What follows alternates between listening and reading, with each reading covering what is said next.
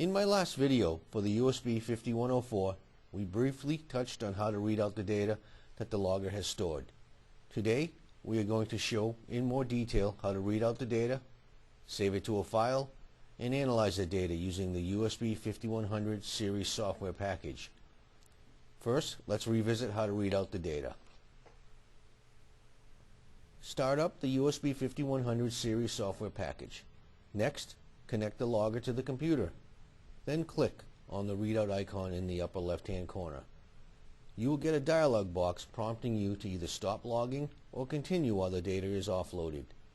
By default, the logger continues to log while the readout is in process. Next, choose the location where you want the data saved to and click Save. Now you can plot your data. From within your plot window, you can select the series and event types that you want to plot.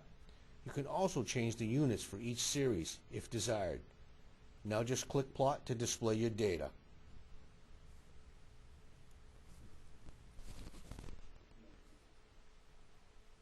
To use an existing data file from a previous logging session, just click on the Open icon.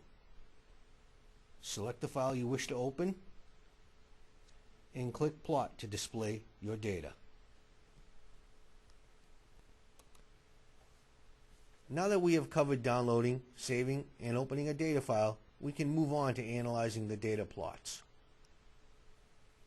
There are four primary tools on the toolbar used for viewing and separating the data: the arrow tool, the crosshair tool, the drag tool, and the zoom tool. There are also several action buttons that provide quick access to commonly used tasks. The arrow tool is used for selecting items on the graph.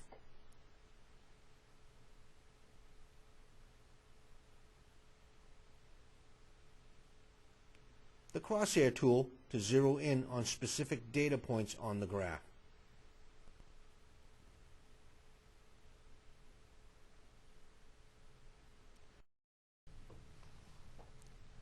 The hand drag tool to move to different areas of the graph.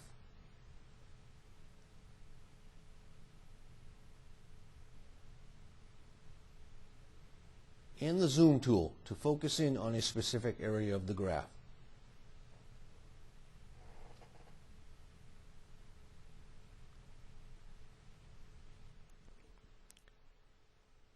A couple of real handy tools that are used often are the undo and redo. The undo tool allows you to remove the most recent changes made to the graph, and the redo allows you to add back any changes that you mistakenly removed. And finally, you can save any modifications you have made to your original file as a project file, keeping the integrity of your original file intact.